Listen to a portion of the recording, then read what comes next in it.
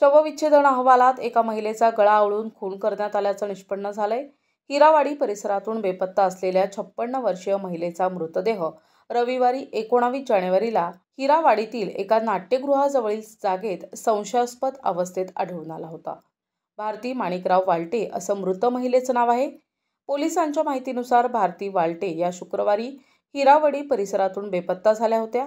या प्रकरणी पंचवटी पोलीस ठाण्यात भारती बेपत्ता असल्याची नोंद होती। रविवारी दुपारी नाट्यगृहाजवळील मोकळ्या जागेत वाल्टे यांचा मृतदेह आढळून आला। वाल्टे यांच्या गळ्याभोवती साडी गुंडाळल्याचं आढळून आलं आहे। त्यामुळे सुरुवातीस घातपाताची शक्यता वर्तविण्यात आली होती। नाशिक जिल्हा शासकीय रुग्णालयात शवविच्छेदन केल्यानंतर वाल्टे यांचा गळा आवळून खून केल्याचं निष्पन्न झाल्याचं डॉक्टरांनी सांगितले। मृत महिलेस 2 मुलं असून या प्रकरणी तिच्या पतीनं पोलीस ठाण्यात ती बेपत्ता असल्याची तक्रार दिली आहे। पुढील तपास पंचवटी पोलीस करत आहेत। प्रतिनिधी गुड्डू शेख, दिशा न्यूज, नाशिक।